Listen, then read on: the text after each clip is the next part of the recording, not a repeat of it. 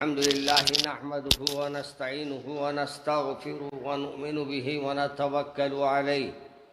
ونعوذ بالله من شرور أنفسنا ومن سيئات أعمالنا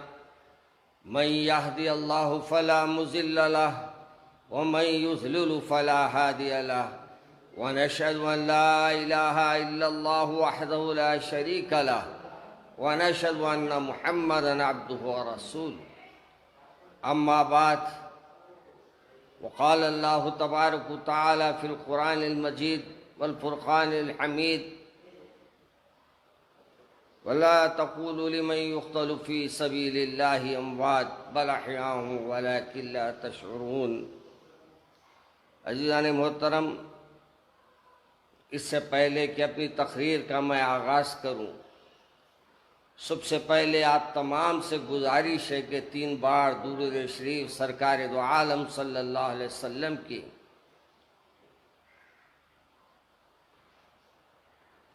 پیش کریں. اللہم صلی علی سیدنا مولانا محمد وعلی آل سیدنا مولانا محمد بعدد من صلی وسلم وصلی علی سیدنا مولانا محمد وعلی آل سیدنا مولانا محمد بعدد من قاد وقام. اللهم صل على سيدنا مولانا محمد وعلى آل سيدنا مولانا محمد كلما ذكره الذاكرون كلما غفل عن ذكر غافلون وسلم تسلیما كثيرا كثيرا. عزیزان محترم، آج کا خطاب واقعات کربلا ہی نہیں بلکہ اہل بیت اطہار سے محبت کا بھی معاملہ ہے، اور وہیں رسول اکرم صلی اللہ علیہ وسلم کی یہ چہیتے نواسے حضرت حسین رضی اللہ تعالیٰ عنہ، وہ بھی حضرت حسن رضی اللہ تعالیٰ عنہ کی محبت. سرکار دو عالم صلی اللہ علیہ وسلم اپنے پیارے نواسوں سے اس قدر محبت فرماتے تھے کہ آپ کی محبت کا یہ عالم تھا کہ آپ اپنے نواسوں کو، جب آپ پیدا ہوئے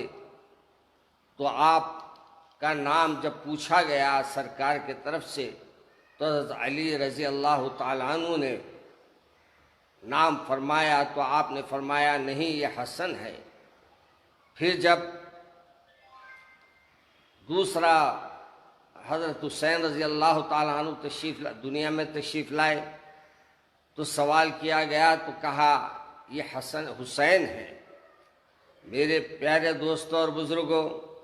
گویا سرکار دو عالم صلی اللہ علیہ وسلم نے اپنے نواسوں کا نام جو وہ اپنے پیارے انداز میں رکھا اور اپنے نواسوں سے جو محبت کی، اس سے یہ بات ظاہر ہوتی ہے کہ یقیناً مجھے اور آپ کو بھی نہ صرف اپنے نواز رسول سے محبت رکھنا ہے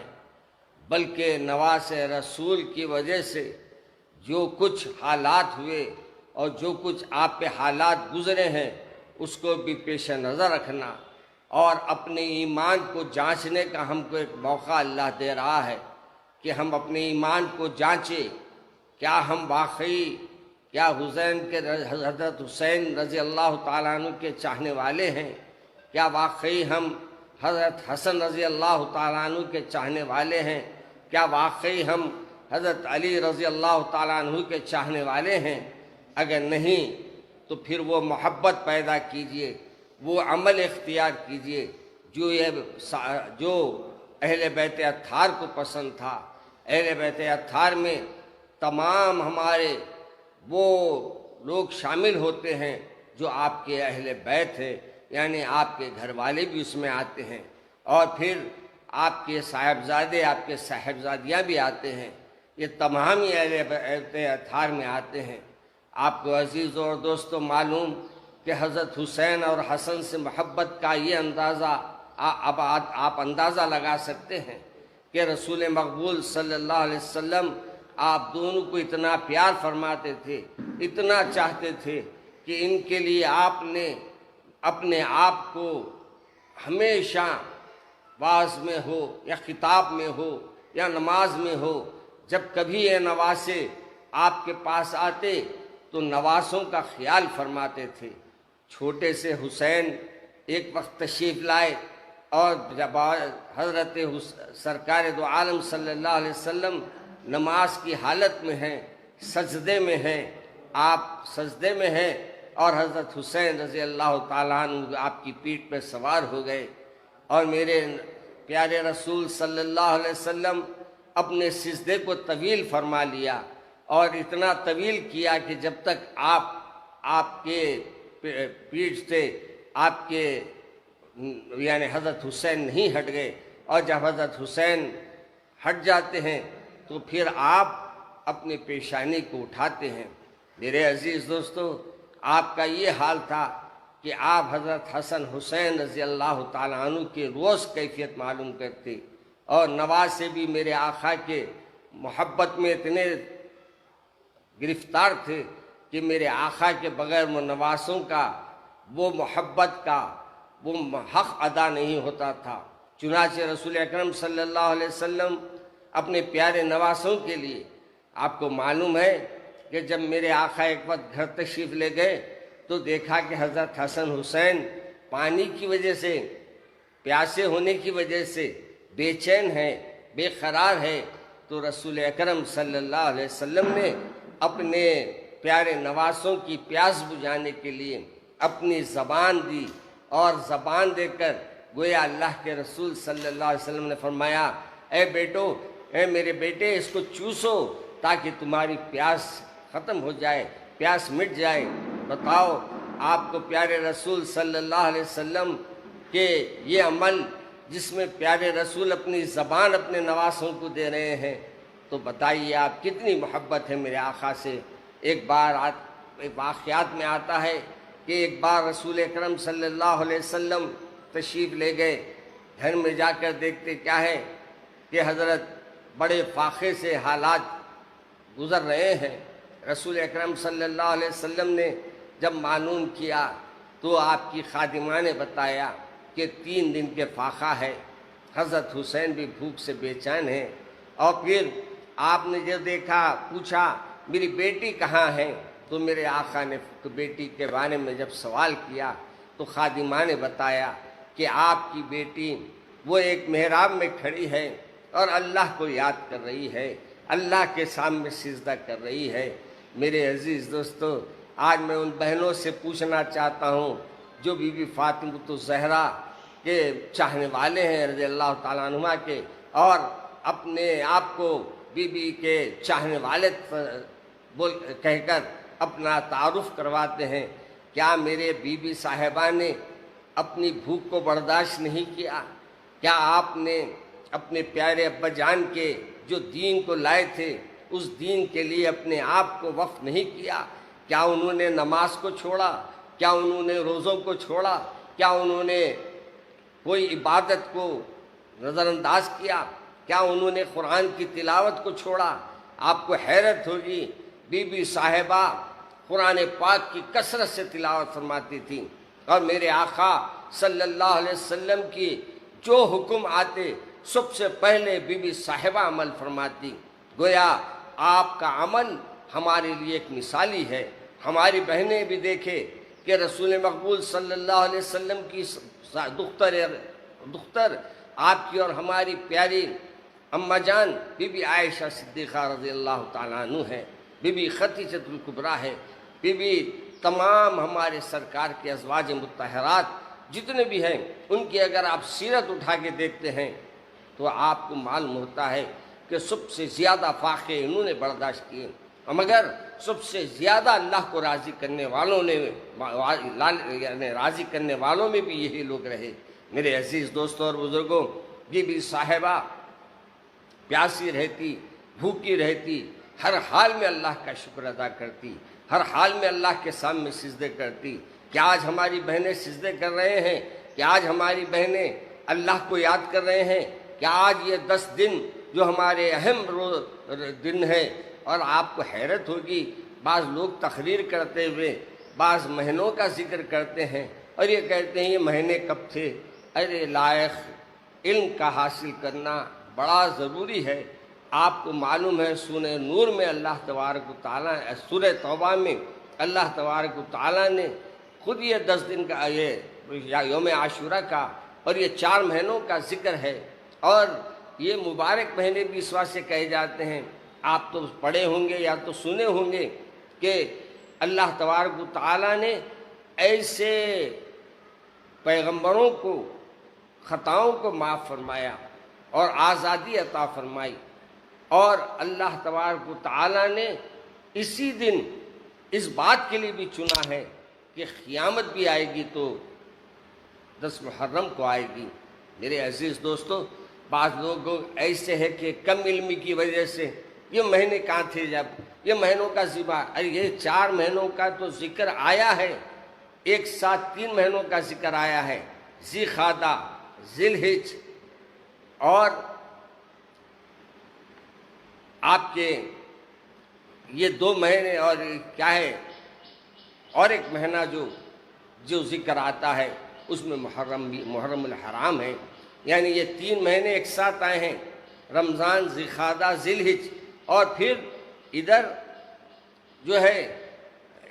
اللہ تبارک و تعالیٰ نے ہم کو یہ بتا دیا کہ اللہ تبارک و تعالیٰ نے بتایا سورہ میں کہ یہ 4 مہینے محترم ہیں، اور یہ 4 مہینے جو محترم ہیں اس کا ذکر آپ کو قرآن پاک میں خود ملتا ہے۔ تو ہم کو بھی یہ چاہیے،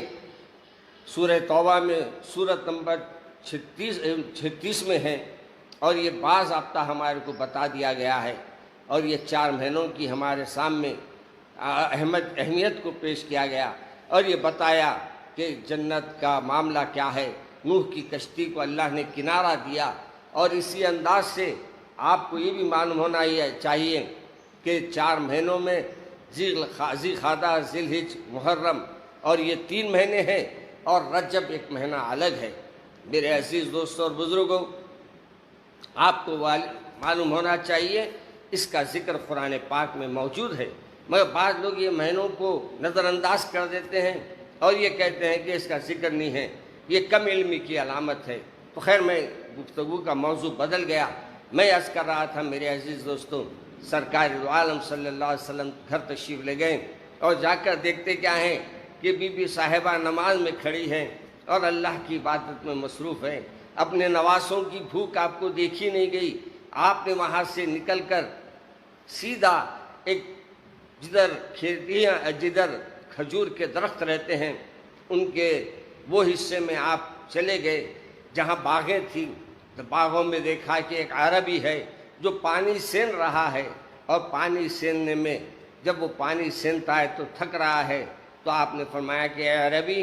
تو کیوں پریشان ہوتا ہے؟ اگر میں یہ پانی سین دوں اور پانی تیرے کھیتوں کو ڈال دوں تو کیا تو مجھے مزدوری دے گا؟ تو کہا 1 ڈول پہ 2 کھجور دوں گا۔ آپ اندازہ لگائیے، وہ پیارے آقا جس کو معراج کے لیے براق آتا ہے اور جس کے چلنے کے لیے رف رف آتا ہے، وہ میرے آقا اپنے نواسوں کے لیے بھوکے ہونے کی وجہ سے، پیاسے ہونے کی وجہ سے، آپ نے اپنے نواسوں کے لیے ان پانی کے ڈول کو کھینچا، اور اتنے کچھ ڈول کھینچے تھے کہ لکھا ہے کتابوں میں کہ وہ ڈول ٹوٹ گیا اور پانی کے اندر گر گیا۔ یہ عربی جانتا نہیں تھا کہ رسول اکرم صلی اللہ علیہ وسلم کون ہیں، کیا میرے آقا کا مقام ہے، کیا مرتبہ ہے۔ میرے عزیز دوستوں، اس سے میں حضور اکرم صلی اللہ علیہ وسلم پر ایک ایسی حماقت کر بیٹھا جس کے بعد اس کو خود احساس ہوا اس بات کا کہ آپ جب وہ کھجور لے کر آپ نے کہا کہ بھائی تو غصہ کیوں کرتا ہے، تو پریشان کیوں ہوتا ہے، لے ہم تیرے ڈول کو واپس دلا دیتے ہیں۔ میرے عزیز دوستو، چاہے تو میرے آقا پانی کو حکم دیتے اوپر آ جاتا، میرے آقا چاہتے تو گھروں میں اللہ کے حکم سے اللہ تبارک و تعالیٰ نعمتوں کا انبار لگا دیتا، لیکن میرے آقا نے بتا دیا کہ نہیں، محنت کرو اور محنت سے جو ملے گا اسی سے اللہ کے کرم سے اللہ کی برکتیں اس میں ہوتی ہیں۔ چنانچہ میرے آقا نے آگے بڑھ کر اس سے کہا کہ میں ڈول تیرا نکال کے دیتا ہوں، बौली गहरी है, डोल नीचे है, रस्सी टूटी हुई है, मगर हैरत की बात यह है कि मेरे आका आगे बढ़ते हैं, आगे बढ़कर मेरे को अर्ज करते हैं कि परेशान ना हो और परेशानी की ज़रूरत नहीं है, तू क्यों परेशान हो रहा है। और आगे बढ़कर कहते हैं, डोल को हाथ का इशारा देते हैं और कहते हैं वो डोल को ऊपर आ जा। एक सेकंड नहीं लगता कि जो पानी में बहुत गहराई में था,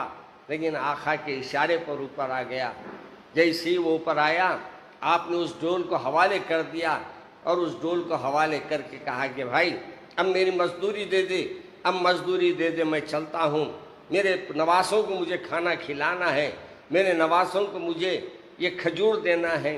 मेरे अजीज़ दोस्तों, खजूर ले लिए, लेकर निकल गए और निकल कर आप अपने नवासों के घर तशरीफ़ ले गए। मगर देखकर हैरत ये होती है, वो अरबी जो कि रसूल को जानता नहीं था, मगर इतना ज़रूर था उसके इल्म में कि एक रसूल सल्लल्लाहु अलैहि वसल्लम आए हैं जो खातमुन नबीन है, शफीउल मुज़नबीन है, रहमतुल लिल आलमीन है, सिराजुस सालिकीन है।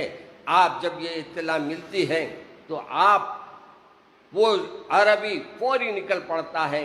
और कहता है शायद वही होंगे जो आज ये डोल को निकाल कर दिए हैं। उसको एहसास हो गया और उसने अपने हाथ को काट लिया। जिस पोंचे से सरकार पर गुस्ताखाना हरकत की थी, उस हाथ को काट दिया, काट कर निकल पड़ा और निकल कर पुकारते हुए लोगों से कह रहा है, कदराना की अदा जामे ज़ेबा की भवन, सुरमगी आँख गजब नाज भरी वो चितवन, वो अबाए अरबी और वो नीचा दामन, वो मुखड़े की तजल्ली, वो बयाज़े गर्दन, मुर्दा भी देखे तो कर चाक गिरे बाने कफन, उठ चले खबर से ज़बां पर हो जारी ये सुखन, मरहबा सैयद मक्की मदनी उल अरबी, दिलो जा बात फिदा ये अजब खुश लखबी।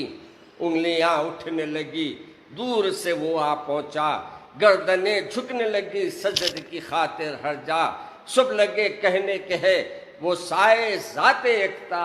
आदमी हमने तो इस हुस्न का देखा न सुना, आदमी होता तो उस माह का साया होता,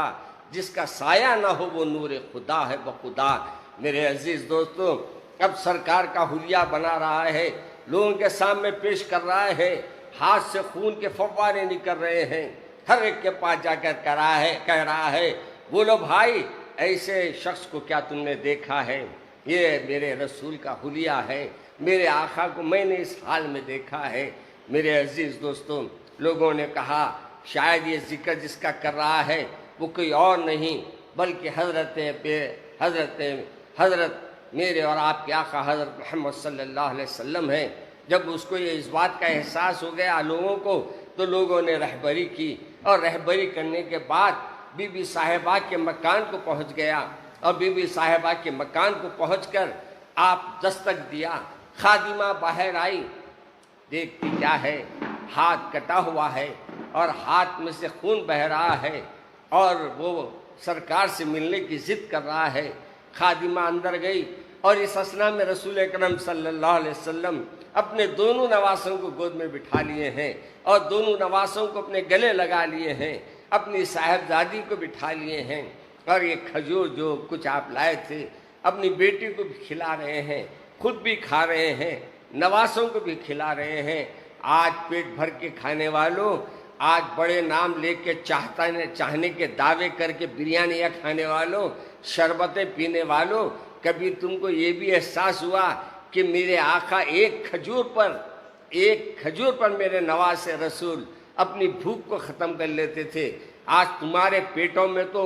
ऐसे ग़िज़ाएँ जा रहे हैं जो हराम हैं, जो अल्लाह ने मना किया है, जो तुम्हारे को मालूम ही नहीं। ऐसे दस्तरों पर जाके तुम खाने खाते हैं, हलाल खा रहे हैं, हराम खा रहे हैं, उसकी तमीज़ नहीं है। बस खाने से गरज है हमारे को, खाने चले जाते हैं। किसी का वलीमा हो, किसी की दावत हो, किसी के बड़े आदमी बुला लेते हैं, आप पहुंच जाते हैं। याद रखो,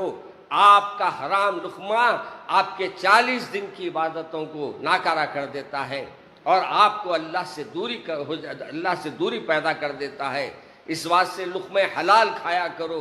آج ہمارے کو حلال روٹی کھانا ہے. آج یہ کوشش کرنا، اللہ سے مانگتے رہو، اللہ مجھے حلال روٹی عطا فرما، اللہ مجھے حلال روٹی عطا فرما. انشاءاللہ انشاءاللہ ثم انشاءاللہ اللہ تبارک و تعالی حرام روٹی سے آپ کو بچا لے گا. اپنی نافرمانی میں آپ اگر مبتلا ہو رہے تو اللہ اس سے آپ کی مدد فرما دے گا. اس لیے میرے عزیز دوستو، دعوت کسی سے آئی تو کھل کے پوچھو کیا کام کرتے ہیں. اتنی ہے ہمت، اتنا ہے ہمارا ایمان، اتنا ہمارا یقین ہے کہ ہم کسی سے پوچھ سکے تو کہاں سے کھائے پیسے لایا ہے. رشوتوں کے پیسے رہتے ہیں، ہم ولی میں کھا لیتے ہیں. رشوتوں کے پیسے رہتے ہیں، ہم ان کے سامنے ان کے گھروں کی چائے پی لیتے ہیں. یاد رکھو، جب تک آپ ان سے یہ بات نہ پوچھے کہ چائے کہاں سے، تمہارا کام کیا ہے، تم کیا کام کرتے ہیں، آپ یاد رکھیے جب آپ اس عمل کو کریں گے، جب آپ یہ لقمہ استعمال کریں گے، اللہ تبارک و تعالیٰ اس لقمے کی برکت سے، حلال کھانے کی وجہ سے آپ کی عبادت میں بھی مزہ دے گا اور اپنی رضا کا آپ کے لیے ایک پروانہ بھی عطا فرما دے گا. میرے عزیز دوستوں اور بزرگوں، اس عربی کے آنے سے پہلے اپنے نواسے کو کھلا رہے ہیں، خود بھی اپنے کھجور کھا رہے ہیں، اپنی بیٹی صاحبزادی کو بھی کھجور کھلا رہے ہیں. ارے میرے نواسے، میرے رسول کے گھر والوں کے پاس تو کھانے نہیں رہتے تھے، 3 دن تک چولہے نہیں جلتے تھے. خود میرے رسول کے گھر میں بھی 3 دن تک چولہے نہیں جلتے تھے، 3 دن تک آگ گھر میں نہیں لگتی تھی. اور آج ہم لوگوں کا یہ حال ہے کہ ایک روزہ رہنے کے لیے، ایک دن اللہ کے لیے اپنی مغفرت کے ذریعے بنانے کے لیے، اپنے اعمال کے درستگی کے لیے بھی ہم وہ اقدام کرنے کے لیے تیار نہیں ہیں. میرے عزیز دوستو، یاد رکھو، رسول اکرم صلی اللہ علیہ وسلم نے اپنے جب اطلاع دی، اس خادمہ نے آ کر کہا، یا رسول اللہ، ایک عجیب میں حال دیکھ کے باہر آئی ہوں، اور وہ ہے میرے آقا کہ ایک شخص ہے جو اپنا ہاتھ کاٹ لیا ہے اور آپ کے دربار میں آیا ہے اور کہہ رہا ہے آپ سے ملنا ہے. سرکار باہر تشریف لے گئے، لے جا کر دیکھتے کیا ہے کہ وہی عربی ہے جس کے پانی کا ڈول ٹوٹ کر نیچے گر گیا تھا، جس نے گستاخی کیا تھا. وہ ہاتھ کاٹ لیا کیونکہ اس نے اس ہاتھ سے گستاخی کی تھی. اس نے عرض کیا، رسول اللہ، مجھے علم نہیں تھا آپ اللہ کے رسول ہیں، مجھے علم نہیں تھا آپ خاتم النبیین ہیں، مجھے علم نہیں تھا کہ جس کے آج مدینے میں چرچے ہوں وہ آپ ہیں. میں آقا آپ کے پاس آیا ہوں، اور یہ جو گناہ مجھ سے یہ ہاتھ سے سرزد ہوا، میں نے اس ہاتھ کو اپنے جسم سے الگ کر لیا ہے. میرے آقا نے تمام باتوں کو سن کر کہا، میاں تو ہاتھ جو کاٹ لیا ہے میں اس سے خوش نہیں ہوں گا. تو کہا، میرے آقا فرمائیے، آپ جس سے خوش ہوتے ہیں وہ کام میں کرنے کے لیے تیار ہوں. میرے آقا صلی اللہ علیہ وسلم نے فرمایا، اگر تم میرے لیے اگر یہ عمل کرتے ہیں تو مجھے خوشی نہیں ہوگی، بلکہ تم اگر یہ عمل اللہ کے لیے کرو اور اس بات کی گواہی دے دو، اشہد ان لا الہ الا اللہ واشہد ان محمد رسول اللہ، میں اللہ کا رسول ہوں اور اللہ ایک ہے، اس کی گواہی دے دو، میں اس سے خوش ہوں گا. اس نے کہا، ہے میرے آقا، میں تو آیا اپنا ہاتھ اپنی غلطی کو منوانے، اور آپ مجھے جنت کا آپ جنت میں جانے کا ٹکٹ دے رہے ہیں. میرے عزیز دوستو، اللہ کے رسول نے اپنا لعاب مبارک نکال کر اس کے ہاتھ کے اطراف لگا کر کہا کہ اے اللہ، اس کے ہاتھ کو جوڑ دیجئے. اللہ تبارک و تعالیٰ نے اس کو تندرستی عطا فرما دی. میرے عزیز دوستو، جو رسول اپنے آنے والے کے ہاتھ کو جوڑ سکتا ہے، کیا وہ میرے آقا اپنے نواسوں کی حفاظت کے لیے دعا نہیں کر سکتے؟ لیکن میرے آقا کو معلوم تھا زندگی میں کہ ایک وقت آئے گا کہ اب ایسے لوگ جو دین کا لباس اوڑھ کے حضرت حسین کے لیے ایک شہادت کا ایک دن شہادت شہید کریں گے، وہ دن حضور اکرم صلی اللہ علیہ وسلم کو علم میں تھا. لیکن میرے آقا صلی اللہ علیہ وسلم نے اللہ سے یہ دعا نہیں فرمائی کہ اللہ اس بلا کو ٹال دیجئے. اللہ کے رسول کو معلوم تھا کہ اللہ کا جو بھی کام ہوتا وہ اللہ کی مصلحت اللہ جانتا ہے. میرے عزیز دوستو، وہ نواسوں کو جو میرے رسول اپنے سینے پہ لگا کر بیٹھتے تھے، وہ نواسوں کو جو اپنے ایک وقت تو نواسوں کی محبت ایسی بڑھ گئی کہ ایک دن عید کا موقع ہے، حسن حسین تشریف لائے، آ کر کہا، اے میرے نانا جان، آج ہم کو لوگوں کو دیکھیں ہم نے اونٹوں پہ بیٹھے ہیں، ہم بھی اونٹ پہ بیٹھنا چاہتے ہیں۔ سبحان اللہ، رسول کرم صلی اللہ علیہ وسلم نے فرمایا اچھا آپ اونٹ پہ بیٹھنا چاہتے ہیں؟ کہا ہاں۔ تو آپ دونوں گھٹنوں پر، دونوں ہاتھوں پر آ گئے اور اپن جھک گئے، جھک کر کہا آپ بیٹھو اس پہ۔ اب دونوں نواسوں نے آپ پر بیٹھ کر کہا یا رسول اللہ ان کو نکیل ہے پکڑنے کے لیے، ہم کو نکیل نہیں ہے۔ میرے رسول صلی اللہ علیہ وسلم نے اپنی زلفیں عطا فرمائی، کہا کہ دیکھو یہ زلفوں کو پکڑ لو، اور یہ زلفیں تمہاری وہ ان کے یعنی کہتے ہیں نا کہ اونٹ کے جو پکڑ کے چلانے کے ڈوریاں ہوتے ہیں، یہ تمہارے کام آئے گی۔ میرے عزیز دوستوں اور بزرگوں، بتاؤ اس ایسے پیارے نواسوں کو کربلا کے میدان میں، ایسے مقام پر جہاں کوئی ایک دوسرے کا ساتھ دینے والا نہیں، آپ کو معلوم ہے یہ واقعات بڑے طویل ہے، اور یہ واقعات کو اگر بولنا شروع کروں تو مدینے سے نکل کر مکہ مکرمہ آنا، اور مکہ مکرمہ سے نکلنے کے بعد پھر آپ کا وہاں سے حضرت عقیل کو روانہ کرنا، اور کوفیوں کا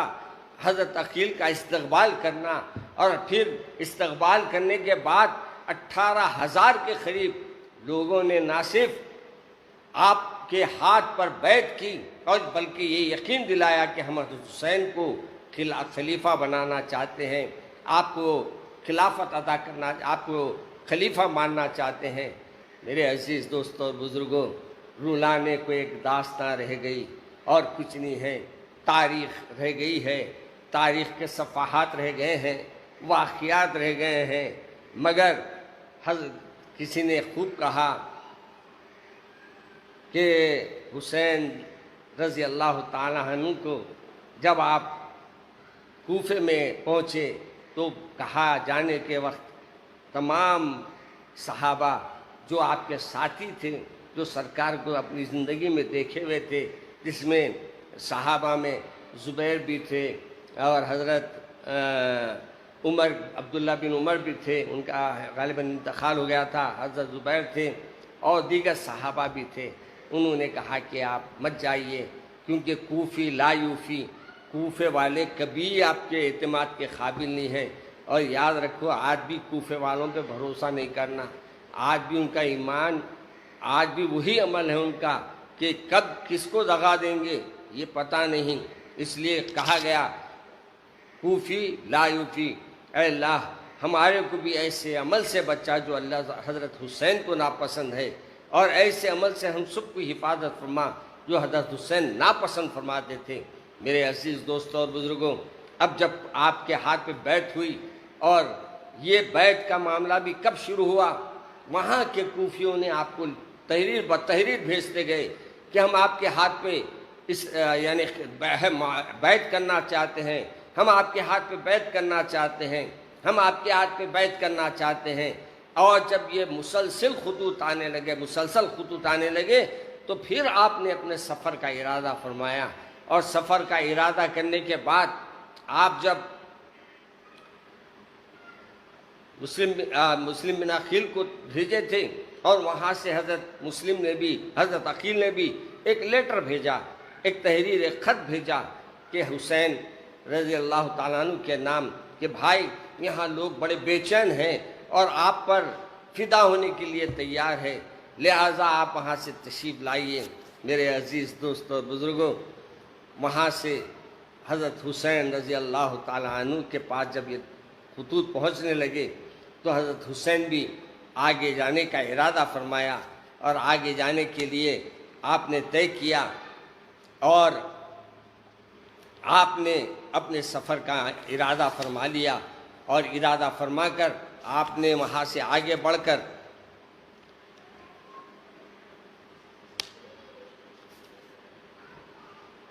آگے بڑھنا شروع کیا۔ پانی پلاؤ بیٹے۔ آگے بڑھ کر ارادہ کیا، اور آگے بڑھنے کا ارادہ جب کیا تو حضرت حسین رضی اللہ تعالیٰ عنہ کو صحابہ کرام نے کہا، جو مکہ مکرمہ میں رہتے تھے، انہوں نے کہا کہ میرے حضرت حسین سے عرض کرنے لگے کہ حسین آپ مت جائیے، اور آپ کو معلوم نہیں ہے یہ آپ کے بھائی کے ساتھ غداری کرے، یہ آپ کے ابا جان کے ساتھ غداری کرے، اور یہ آپ کے ساتھ بھی وہی عمل کریں گے، ان پہ اعتماد نہیں کیا جا سکتا، آپ مت جائیے۔ مگر حضرت حسین نے فرمایا نہیں میں جاؤں گا۔ بہرحال جب جانے کا ارادہ کر لیا تو لوگوں نے کہا، صحابہ کرام نے اور جو آپ کے ساتھی تھے تابعین، وہ لوگوں نے کہا کہ آپ جا رہے ہیں تو جا رہے ہیں، مگر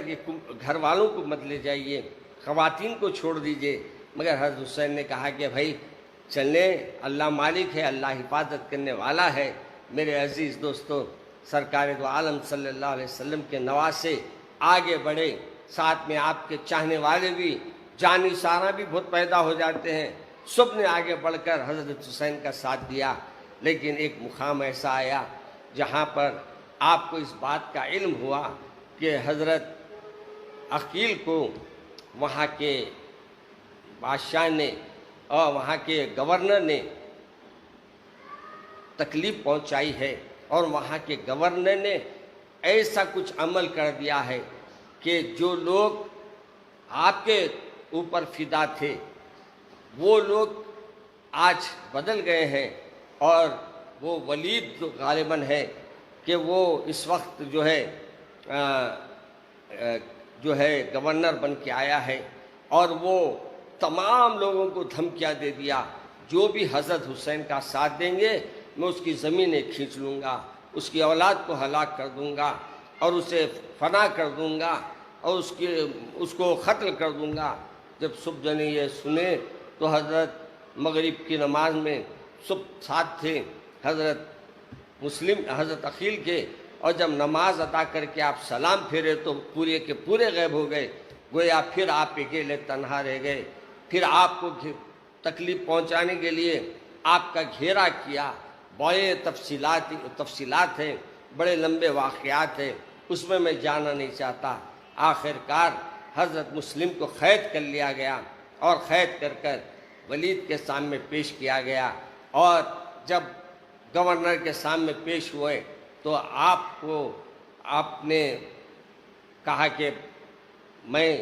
تیرے کچھ وصیت ہے تو بولو، میں تمہارے کو اس وقت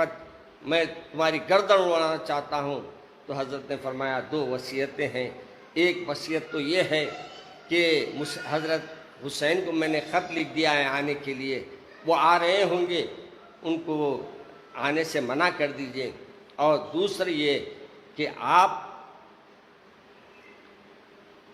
یہ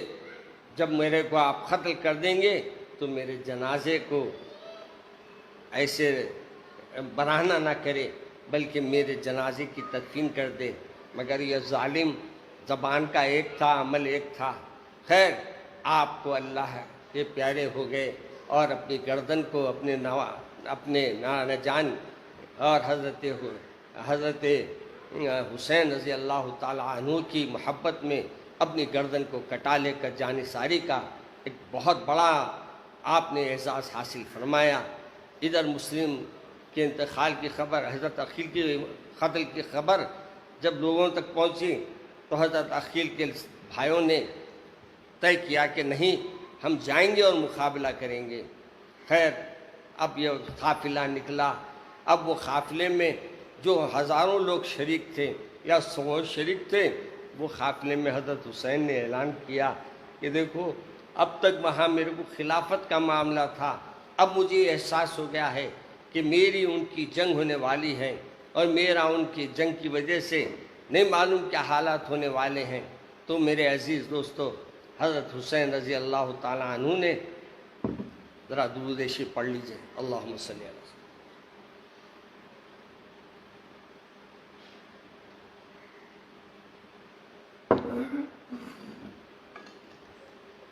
میرے عزیز دوستوں اور بزرگوں، حضرت حسین رضی اللہ تعالیٰ عنہ وہاں سے نکلے اور آپ آگے بڑھ رہے ہیں کہ کہیں ایک مقام پر پڑاؤ ڈال کر آپ بیٹھے ہیں، ساتھ میں حضرت حضرت علی اکبر ہے، دونوں باوا جان اور بیٹے بیٹھے ہیں کہ آپ تلوار پر ایسا کچھ سہارا لے کر 1 منٹ کی نیند آپ کو آئی، اور اس 1 منٹ کی نیند میں آپ نے جیسے ہی دیکھا کہ حضرت حسین رضی اللہ تعالی عنہ آنکھ کھولے اور کھول کر انا للہ و انا الیہ راجعون پڑھا، تو حضرت علی اکبر نے فرمایا ابا جان کیا بات ہے، کس وجہ سے آپ نے یہ انا للہ پڑھا؟ تو ابا جان نے کہا بیٹے ابھی میری آنکھ لگی تھی اور 1 سیکنڈ میں میں نے خواب دیکھا کہ 2 آدمی یہاں سے گزر رہے ہیں اور گزرتے گزرتے یہ کہہ رہے ہیں یہ آگے بڑھ رہے ہیں، موت ان کو لینے آ رہی ہے۔ تو آج کا بچہ ہوتا تو ابا جان سے کہتا ابا جان پلٹیجئے، چلیے گھر کو، سکون سے کھائیں گے پیئیں گے رہیں گے، مگر قربان جائیے حضرت علی اکبر کے، آپ بجائے اس کے کہ اپنے ابا جان کی یہ بات کو سننے کے بعد خفا یعنی غمگین ہوتے یا ڈرتے، آپ نے فوری اپنے ابا جان سے سوال کیا ابا جان یہ بتائیے ہم حق پر ہیں یا نہیں ہیں؟ اللہ کے پیارے نواز رسول کہا کہ بیٹے ہم حق پر ہیں، تو کہا کہ ابا جان جب حق پر ہے تو ڈرنے کی کیا ضرورت ہے، بڑھیے آگے، اللہ جو ہمارے مقدر میں فیصلہ رکھا ہے ہم اسے قبول کرنے کے لیے تیار ہیں۔ میرے عزیز دوستو، اب یہ قافلہ آگے بڑھا، جتنے ساتھی تھے وہ چلے گئے، اب فدایان حسین رہ گئے، حسین پہ اپنے جان کو فدا کرنے والے رہ گئے، اور جملہ 72 لوگ آپ کے ساتھ، جس میں آپ کے گھر والے اور باہر والے کچھ، اور 72 لوگ تھے، اور یہ قافلہ آگے بڑھا۔ ایک مقام ایسا آیا جہاں آ کے حر نے اپنی بڑی فوج کے ساتھ آ کر حضرت حسین کو روک دیا، روک کر کہا کہ حسین آپ آگے نہیں جا سکتے۔ کہا کیوں؟ کہا کہ اب 2 باتیں ہیں، یا تو آپ بیعت کیجئے یا تو جنگ کیجئے۔ اب یہ جب بات سامنے آئی تو حضرت حسین رضی اللہ تعالیٰ عنہ نے فرمایا کہ کیا کریں؟ آپ نے کہا کہ دیکھو تم میرے کو شام جانے کی اجازت دو، میں شام چلے جاتا ہوں، یا تو مجھے یزید سے ملا دو، میں یزید سے بات کر لوں گا،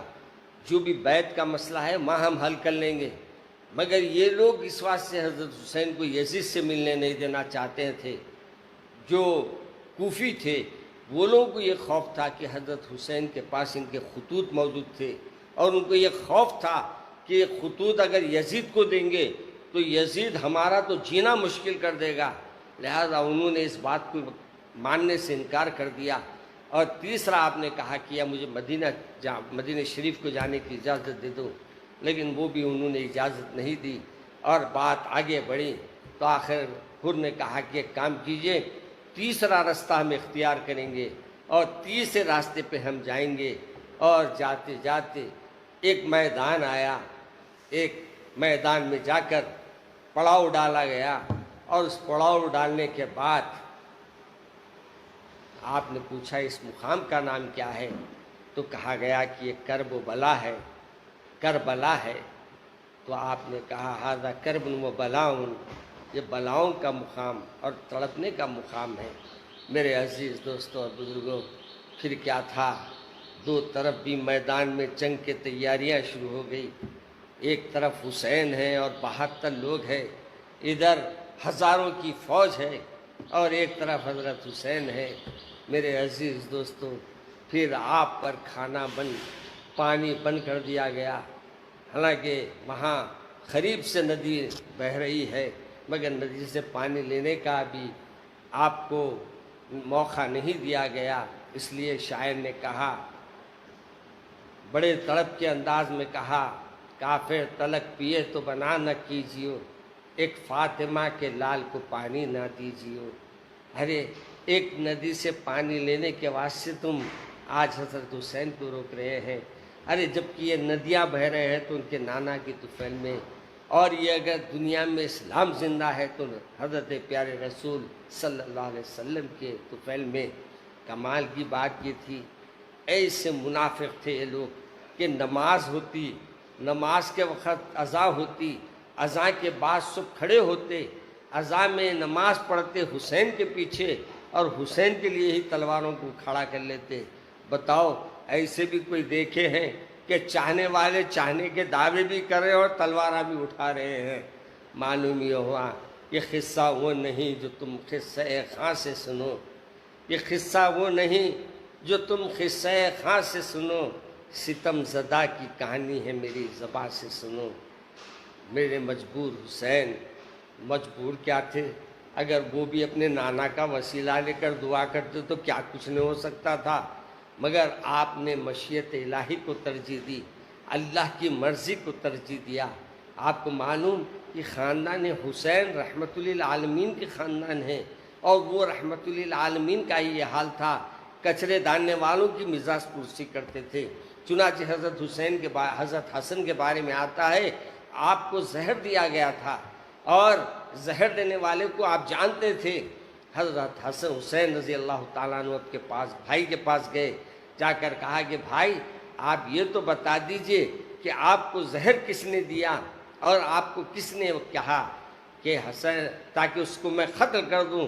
حضرت حسن رضی اللہ تعالیٰ عنہ نے فرمایا بھائی تم اس کو قتل کرنا چاہتے ہیں، میں تو یہ چاہتا ہوں کہ اگر روز قیامت اللہ تبارک و تعالیٰ مجھے فرمائے گا کہ تم کسی کو ایک کو جنت میں لے کے جا سکتے ہیں تو میں کسی اور کو نہیں لے جاؤں گا، میرے قاتل کو جنت میں لے کے جاؤں گا۔ میرے عزیز دوستو، یہ خاندان حسین ہے، یہ خاندان رسول ہے، یہ بی بی صاحبہ کے صاحبزادے ہیں، یہ میرے آقا کے گھر کے وہ چراغ تھے جس سے مشرق و مغرب میں اللہ نے روشنی عطا فرمائی۔ میرے عزیز دوستو، میرے پیارے رسول صلی اللہ علیہ وسلم کی یہ نواسوں نے کہا کہ ہم تو رحمت بنا کر بھیجے ہیں، ہم زحمت کسی کے لیے نہیں بنیں گے۔ چنانچہ رسول اکرم صلی اللہ علیہ وسلم کی یہ نواسیں میدان کربلا میں اب 3 دن ہو گئے ہیں۔ حاکم کا حکم یہ ہے کہ پانی بشر پیے، گھوڑے پیے، چرند پیے، منع نہ کیجیو، ایک فاطمہ کے لال کو پانی نہ دیجیو۔ یہ عجیب معاملہ ہے، کبھی بحر روما خریدنے والے کو پانی نہیں ملتا۔ آپ کو معلوم ہے حضرت عثمان رضی اللہ تعالیٰ عنہ جب مدینے میں تشریف لائے اور جب مدینے میں آپ آئے تو پانی پینے کو مسلمانوں کے میٹھا نصیب نہیں تھا، میٹھے پانی کے لیے ترستے تھے۔ اللہ کے رسول نے فرمایا ہے کوئی یہ بولی خریدنے والا؟ تو سب سے پہلے بولی خریدنے کے لیے جو آواز اٹھائی وہ حضرت عثمان غنی رضی اللہ تعالیٰ عنہ تھے کہ آپ نے جا کر بولی خریدی اور اعلان کر دیا کہ ایک دن مسلمان اس سے پانی لے اور ایک دن وہ یہودی پانی لے گا۔ یہودی کیا کرتا تھا اس زمانے میں؟ روز مسلمانوں سے پیسے لے کر پانی دیتا تھا۔ اب جس دن یہودی کی باری آتی اس دن لوگ نہیں آنے لگے، کیونکہ جس دن حضرت عثمان غنی کا دن تھا اس دن پورے لوگ گھروں کا پانی بھر لیتے تھے۔ اس نے کہا کہ یہ بولی آدھی بیچ کے تو میں پریشان ہو گیا، لہذا اس نے پوری بولی کو بیچ دیا۔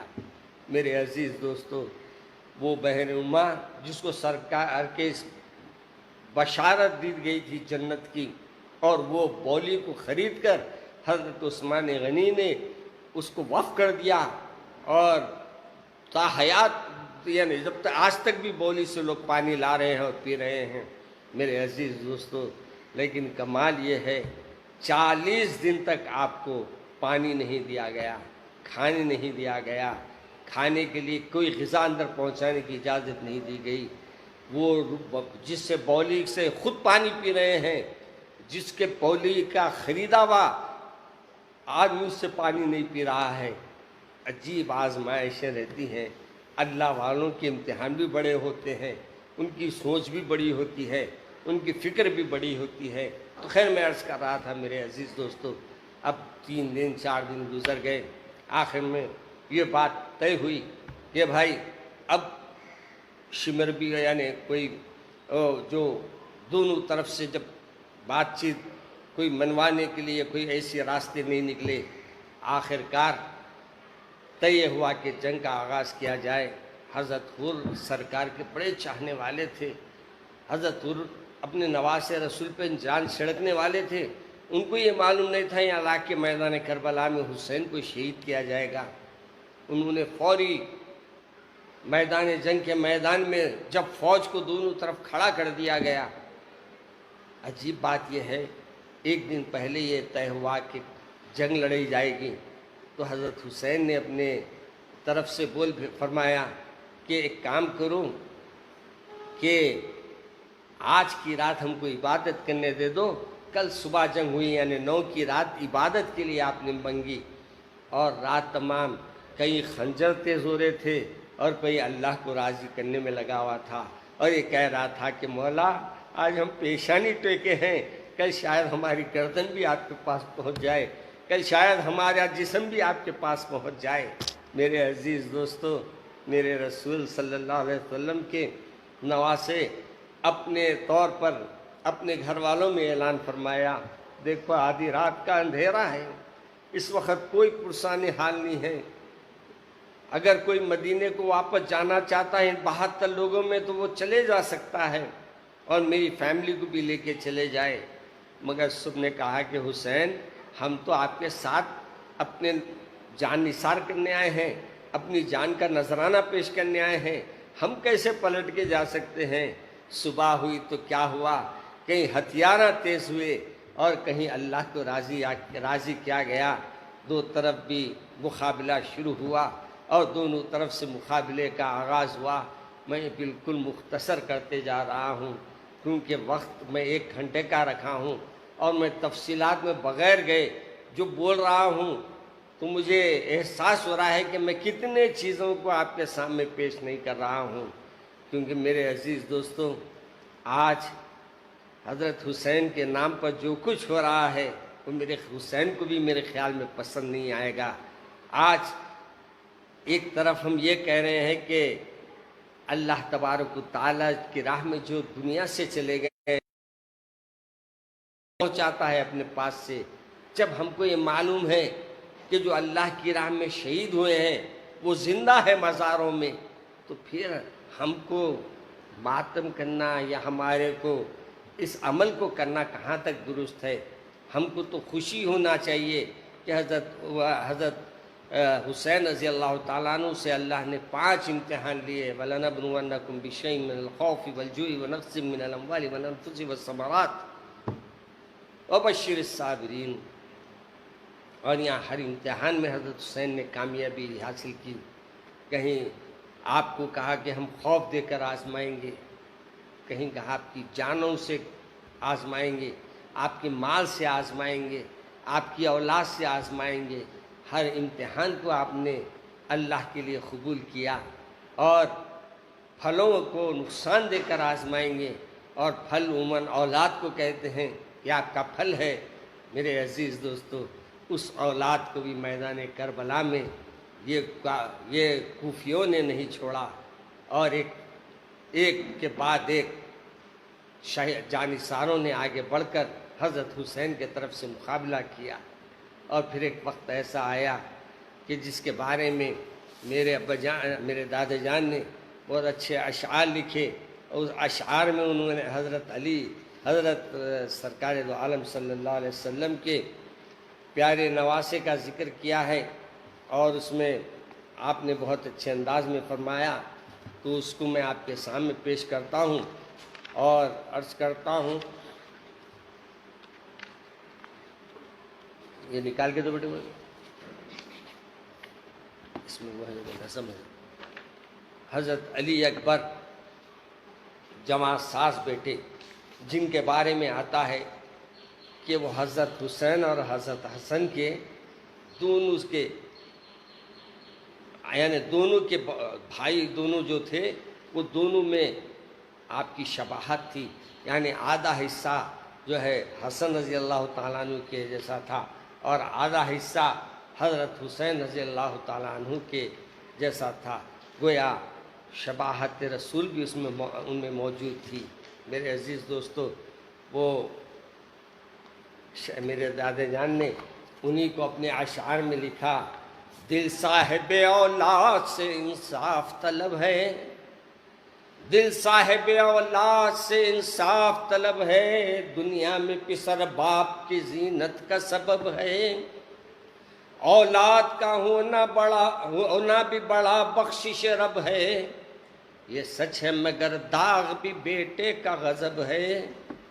رونے کی ہے جا ظلم نیا کرتی ہے تقدیر، شبیر کو اکبر سے جدا کرتی ہے تقدیر، بیٹا بھی وہ بیٹا ہے جو بیٹا بھی وہ بیٹا ہے جو ہم شکل پیمبر، اخلاق میں مانن حسن زور میں حیدر، خوش لہجہ وہ خوش خصلت وہ خوش مزہ سراسر، معشوق جہاں رونق دی عاشق داور، انصاف سے سب صاحب اولاد بتا دے، انصاف سے سب صاحب اولاد بتا دے، اس طرح کے فرزند کو مرنے کی رضا دے۔ جانثار ختم ہو گئے، اب باقی رہ گئے تھے تو حضرت حسین کے بھتیجے،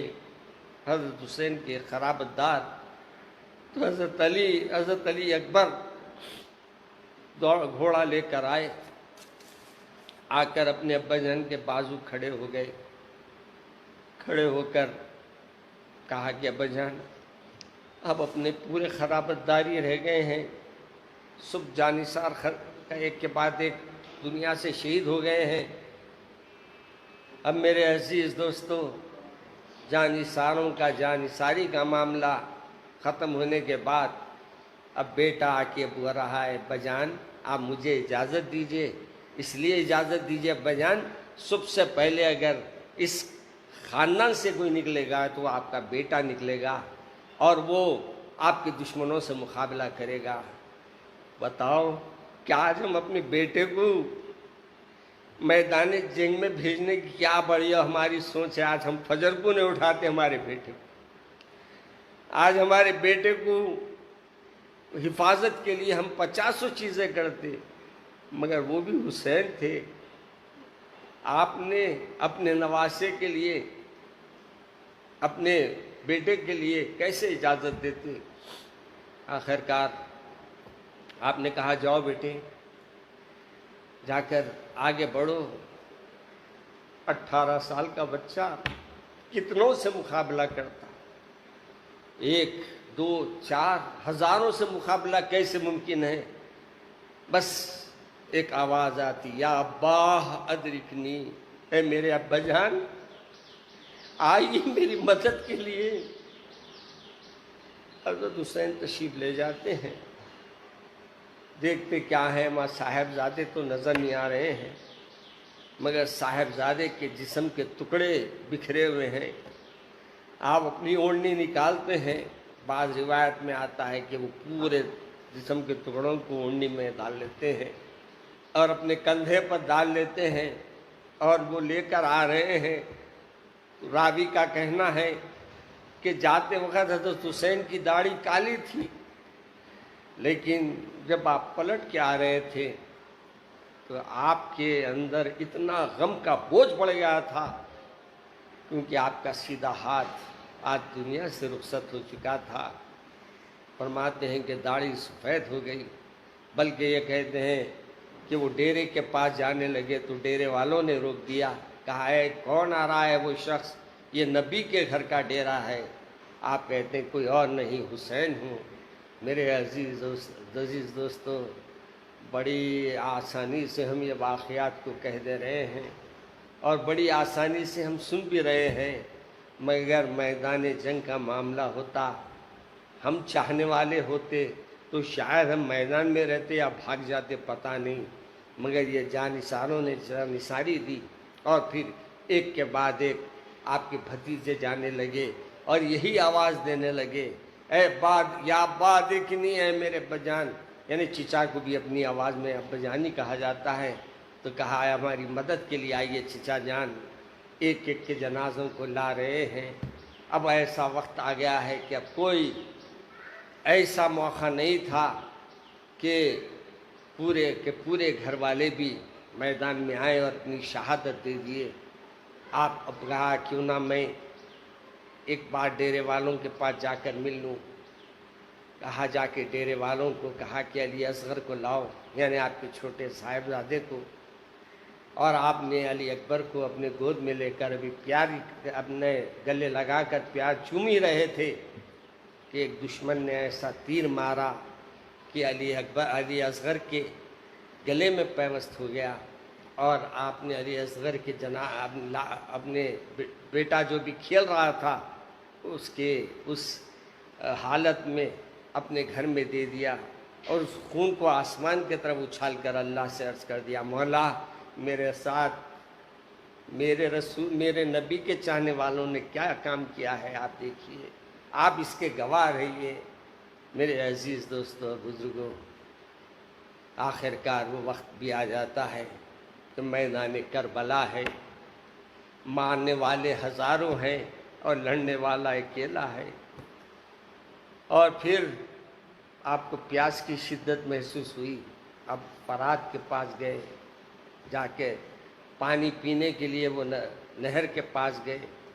جا کر پانی پینا چاہتے ہیں، ہاتھ اٹھا رہے ہیں، ہاتھ خون کے ہیں، ہونٹوں پہ سے خون بہہ رہا ہے، قریب لے جاتے ہیں تو خون کا پانی ہو جاتا ہے، پھینک دیتے ہیں۔ شاید یہ بھی تھا کہ پانی لے جاتے وقت بعض لوگ کہتے ہیں کہ کبھی علی اکبر نظر آئے ہوں گے اور کہہ رہے ہوں گے کہ ابا جان آپ پانی پی رہے ہیں، ہم تو پیاسے چلے گئے نا۔ حضرت علی اصغر بھی یہی فرما رہے ہوں گے، ابا جان آپ پانی پی رہے ہیں، ہم تو پیاسے چلے گئے نا۔ آپ نے پھر گھوڑے کو دوڑایا اور پلٹ کر میدان جنگ میں آئے، اور جب میدان جنگ میں آئے تو پھر آپ نے کہا کہ بھائی عصر کا وقت ہو گیا ہے، اور میں یہ نہیں چاہتا کہ اللہ کے سامنے اگر میں رجوع ہوں اور میری نماز قضا ہو جائے، اس لیے میں تمہوں سے اجازت چاہتا ہوں کہ میں نماز پڑھوں۔ اور یہ دشمنوں کو بھی علم تھا کہ شاید حسین سے ہم بعد میں جنگ نہیں کر پائیں گے، کیونکہ حسین کی اگر تلوار نکلتی تو شاید وہ میدان خالی ہو جاتا، کیونکہ نواز رسول کی تلوار تھی، کیسے چلتی اور کیسے لوگوں کو سبق سکھاتی۔ مگر آپ نے کہا کہ میں نماز کی اجازت دوں۔ آپ نے نماز کی اجازت لی، اور نماز کی اجازت لے کر آپ نے نماز کے لیے رکعت مانی۔ یہ عجیب نماز تھی، یہ عجیب طریقے کی نماز تھی، خون میں کپڑے بھیگے ہوئے ہیں، جگہ جگہ خون لگا ہوا ہے، مگر نماز نہیں جا رہی ہے۔ اور آج ہم لوگ اچھے کپڑے پہن رہے ہیں، اچھا کھا رہے ہیں، اور حضرت حسین کے نام پر بڑے بڑے مزیدار ڈشاں استعمال کر رہے ہیں، اور اچھے کپڑے پہن رہے ہیں۔ سب کچھ کرنے کے باوجود حضرت حسین کی یہ سنت کو چھوڑ رہے ہیں، جو آخری وقت بھی انہوں نے اس کو بتا دیا کہ اے مومنو، اے مسلمانوں، اے اللہ کو ماننے والے، میرے نانا کو ماننے والوں، کبھی بھی کسی حال میں بھی ہو نماز کو مت چھوڑو۔ اور پھر نماز کے لیے ٹھہر گئے۔ کیا ہوا؟ ہوئے سجدے ہی میں شہید بھی، کہو کیا ادا تھی حسین کی، یہ عجب طرح کی نماز تھی، نہ ادا ہوئی نہ قضا ہوئی۔ ادا اس بات سے نہیں ہوئی کہ آپ نے نماز مکمل نہیں ہوئی، قضا اس بات سے نہیں ہوئی کہ پھر آپ نے نماز کے لیے کھڑے ہو گئے، اور نماز کے لیے آپ نے اللہ کی طرف رجوع ہو گئے۔ فرشتے بھی اس پہ رش کر رہے ہوں گے، دنیا تمام کی قوم رش کرے گی۔ کیا پیاری نماز ہے، کیا پیاری نماز ہے کہ سجدے میں سر ہے، سبحان رب العالی زبان پر ہے، اور اللہ کے پاس آپ کی روح نکلی، اور روح آسمانوں پر چلے گئی۔ اور جو اس کے بعد ہوا وہ کیا کہوں کیا نہ کہوں، کچھ کہنے کے قابل باتیں نہیں ہے۔ بہرحال دشمنان اسلام نے اور دشمنان منافقین نے کوئی وقت ایسا نہیں چھوڑا جب مسلمانوں کو نقصان نہیں پہنچایا۔ اور یاد رکھو، ہمیشہ اللہ کے نبی کے چاہنے والے مرنے والوں پر ماتم نہیں کریں گے، بلکہ ان کے لیے ہم یہ سمجھتے ہیں کہ وہ زندہ ہے مزاروں میں، اور جو زندے ہوتے ہیں ان کے لیے ہم آہو پکار نہیں کرتے، ہم ان کے لیے آنسو نہیں بہاتے۔ ہاں یہ واقعات میں آنسو نکلنا الگ بات ہے کہ یہ واقعات کچھ ایسے ہے کہ آنسو نکل پڑتے ہیں۔ تو میرے عزیز دوستوں اور بزرگوں، میں آپ کے سامنے تقریباً واقعات کربلا اور آپ کی بچپنے سے واقعات کربلا تک واقعات کو عرض کرنے کی کوشش کی ہے۔ اللہ سے دعا ہے کہ اللہ ہماری اس محفل کو قبول فرما لے۔ اے اللہ اپنے فضل سے، اپنے کرم سے اللہ ہم کو صحیح معنوں میں پیارے رسول صلی اللہ علیہ وسلم کے نواسے کے راستے پہ چلنے والا بنا دے۔ اے اللہ 5 وقتہ نمازی بنا دے، اور اے اللہ ہم کو حلال حرام کی تمیز عطا فرما دے۔ اے اللہ ہمارے گناہ کبیرہ گناہ صغیرہ کو معاف فرما دے۔ اے اللہ ہمارے رزق میں، صحت میں، عمر میں برکت عطا فرما۔ اے اللہ یہ جو وبا پھیلی ہے، اے اللہ اس وبا کا خاتمہ فرما۔ اے اللہ اس وبا سے مرنے والوں کی مغفرت کا معاملہ فرما۔ اے اللہ تمام مرحومین کی مغفرت فرما۔ اے اللہ ان کو جنت کے اعلیٰ سے اعلیٰ درجات عطا فرما۔ اے اللہ ان کے پسماندگان کو صبر جمیل عطا فرما۔ اے اللہ ہماری کوتاہیوں کو، گناہوں کو، لغزشوں کو معاف فرما دیجیے۔ اے اللہ ہمارے تمام معاملات میں خیر و برکت کا معاملہ فرما دیجیے۔ اے اللہ جتنے لوگ بیمار ہیں اللہ ان کو شفا عطا فرما۔ اے اللہ جو پریشان حال ہیں ان کی پریشانیاں دور فرما۔ جو بے روزگار ہیں ان کو روزگار عطا فرما۔ اے اللہ یہ حکومت جو مساجد گرائی ہے، اے اللہ اسے توفیق دے کہ وہ پھر صحیح مقامات پر مسجد کا کام شروع کر دے۔ اے اللہ ہمارے کو مسلمانوں میں اتحاد و اتفاق عطا فرما۔ اے اللہ ایک دوسرے پر چھینٹے چھوڑنے سے ہمارے کو بچا۔ ایک دوسرے پر انگلیاں اٹھانے کے بجائے ہم اللہ کے سامنے عرض کریں، مولا گھر توڑنے والوں نے توڑا ہے ان کو توڑ دے، اور گھر بنانے والے ہمت کر رہے ہیں، اے اللہ ان کو گھر بنانے کا موقع عطا فرما دے۔ ربنا ظلمنا انفسنا وان لم تغفر لنا وترحمنا لنكونن من الخاسرین۔ رب اغفر وارحم انت خیر الراحمین۔ اللہم احفظنا من کل بلاء الدنیا وعذاب الآخرہ۔ لا الہ الا انت سبحانک انی کنت من الظالمین۔ اے اللہ مجھے جہاں تک لوگ دیکھ رہے ہیں، اے اللہ جو بھی میری آواز سن رہے ہیں، جو بھی آواز سنیں گے، جو بھی ریکارڈنگ سنیں گے، اے اللہ ان سب کو اس ثواب میں شامل فرما لے، اور حضرت حسین کے چاہنے والوں میں ہمارا بھی نام تحریر فرما لے، اور اے اللہ پیارے رسول کی شفاعت ہمیں عطا فرما دے، اور اے اللہ ہمیں اپنے فرمانبرداروں میں اور اطاعت گزاروں میں شامل فرما۔ اے اللہ ہمارے گھروں کی، ہمارے ایمان کی، ہمارے مساجد کی، ہمارے اداروں کی، ہمارے مدارس کی حفاظت فرما، اور اے اللہ ہر شر سے، ہر فساد سے تمام کی حفاظت فرما۔ سبحان ربک رب العزت عما یصفون وسلام علی المرسلین والحمد للہ۔